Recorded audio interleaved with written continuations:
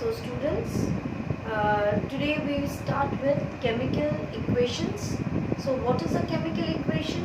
A chemical equation is a representation of a chemical reaction. So in a chemical reaction, we have reactants. Reactants are those which take part in a chemical reaction, and the reactants react to form a new substance, and that is called a product. So here I have an equation written carbon plus oxygen giving carbon dioxide. So this is a word equation because it has been written in words. So this carbon and oxygen, these are reactants which react to give the product carbon dioxide. But we will not represent equations in this way, that is in the form of a word equation. We will represent in terms of symbols and formula. So if I have to write an equation, I will represent it as carbon and oxygen giving carbon dioxide. So now this is what is called a chemical equation. It is a representation of a chemical reaction by the use of symbols and formula. Done. So students, so what we have studied about a chemical equation, it is a shorthand representation of a chemical reaction by use of symbols and formula to represent a chemical reaction. Now, in a chemical reaction, we have to see that the equation is balanced. Now, why do we need to balance an equation? The need to balance an equation because to obey the law of conservation of mass. Now, this law states that matter can neither be created nor destroyed. So that is why the number of atoms that takes part in a chemical reaction, that is on the reactant side, should be equal to the total number of atoms in the product side, that is the number of atoms that is formed after the reaction. Let us take an example. Suppose we are taking hydrogen and oxygen giving water. So when we write the equation, how do we write it? Hydrogen plus oxygen gives water, H2O. So what is the total number of hydrogen on the left hand side? 2. But right hand side, the number of hydrogen atom is 2. How many oxygen do we have on the left hand side? 2. But on the right hand side, there is only one oxygen atom. But we know that matter can neither be created nor destroyed. So the number of oxygen atoms should also have been 2. For this, what we do, we add coefficients to the molecules in order to balance the equation. So just have a look. Here, I put here 2. So how many hydrogen atoms do we have? 2 into 2, that is 4 hydrogen atoms. But here we are still having 2 hydrogen atoms. For that, again we add a coefficient 2 here. So that makes it 4 hydrogen atoms. Now look, for the oxygen atom, when I see there is 2 oxygen atoms on the left hand side. Now coming to the product side, how many oxygen atoms do we have?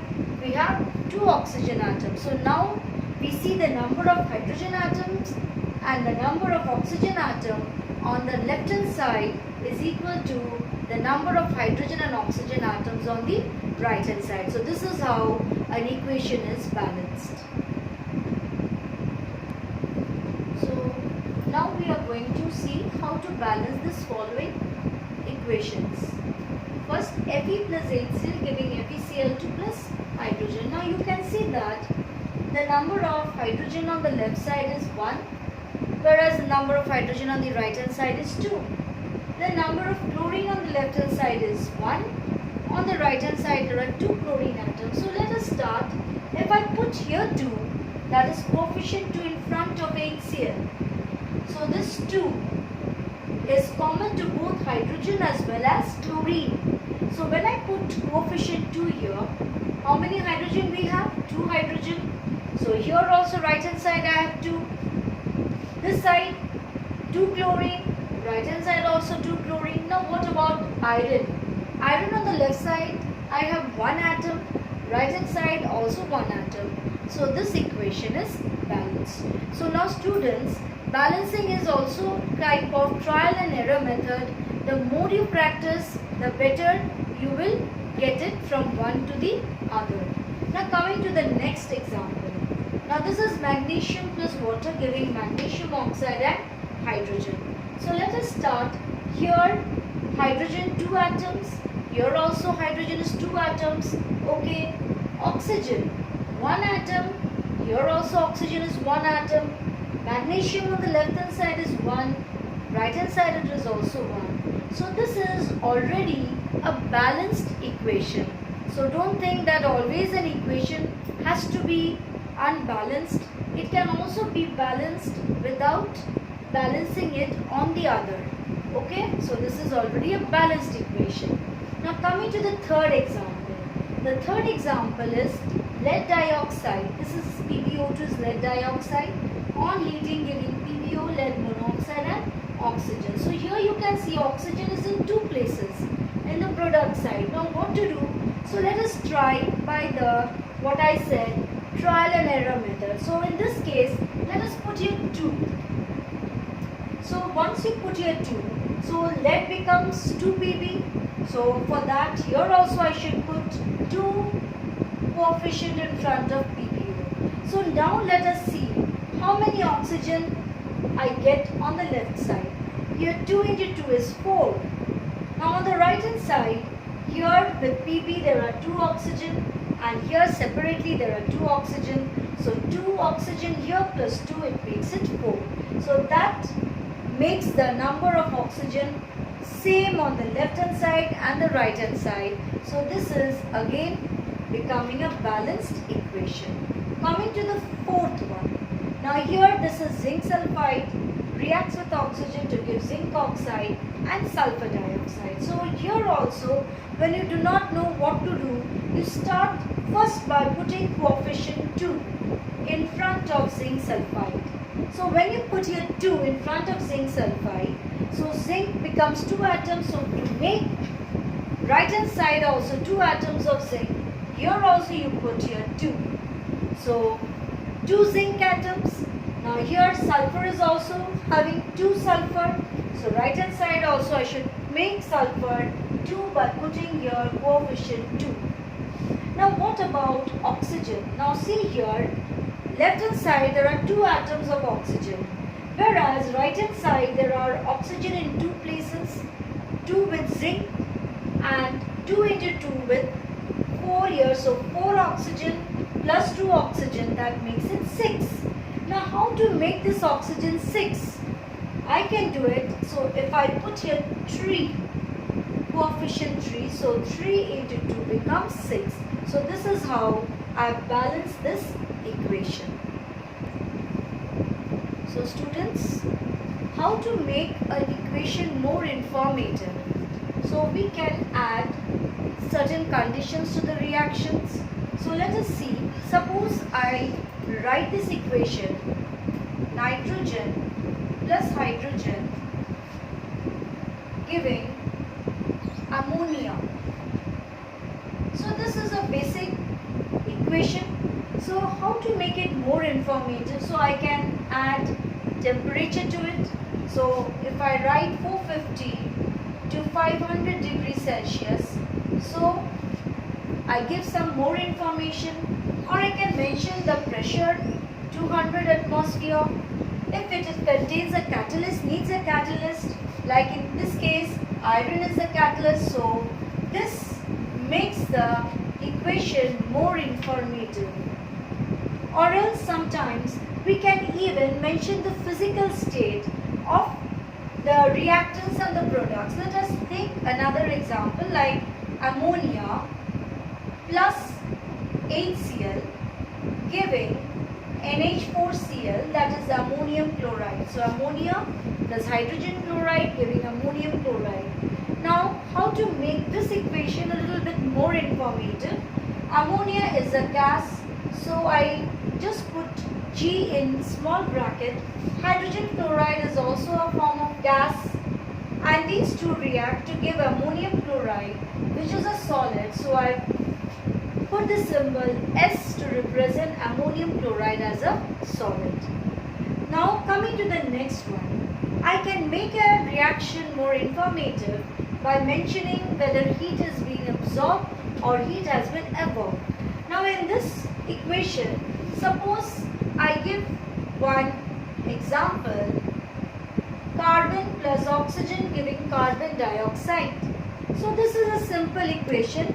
Nothing has been mentioned whether heat has been given out or absorbed.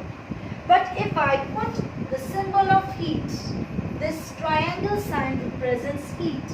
So it shows that heat has been evolved, given out during the reaction. So this is an exothermic reaction. Similarly, if I write one equation like this here, carbon plus sulfur giving this CS2 stands for carbon disulfide. Now carbon disulfide, in this case, this is an endothermic reaction. So the heat has been absorbed. So how to represent that? I will put a minus sign here in the product and show that heat has been absorbed. So this way I can make the equation more informative if to represent whether it is giving out heat or absorbing heat. Now coming to the next case where concentration of reactants or products.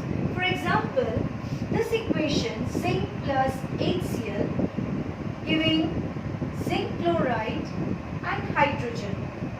So this you'll come to know that hydrochloric acid, HCl here represents hydrochloric acid. This acid can be in the dilute form or concentrated form. So but here in this equation I do not know whether it is dilute or concentrated. So if I had written dilute below HCl, then this equation becomes more informative. Plus you can also use the symbols like upward arrow mark, which represents that hydrogen is a gas which has been given out. So this arrow represents hydrogen coming out as a gas. Similarly, I can use another reaction where instead the acid can be the concentrated form. For example, MnO2 plus HCl giving MnCl2 plus water plus chlorine. So in this case, hydrochloric acid is in the concentrated form. So how do I write here? I write concentrated. So this equation becomes more informative where here I had written dilute when I had used dilute hydrochloric acid. Here I had written concentrated when I had used concentrated hydrochloric acid. Now the rate of the reaction. Generally we do not understand whether reaction is fast or slow, but we can mention whether the reaction is fast or slow just on the arrow. For example, I am writing this equation, sodium hydroxide plus HCl giving sodium chloride plus water. Now in the equation you never know at what time the reaction will take place. But I can find out, or I can just mention over the arrow whether the reaction is fast or slow. In this case, this is a very fast reaction. So I can just write a little bit fast here to show that this reaction is a fast reaction.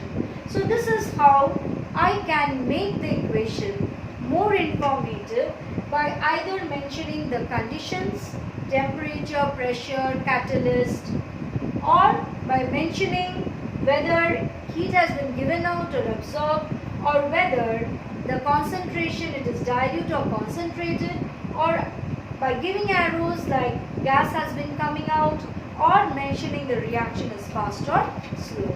So this ends the chapter Language of Chemistry.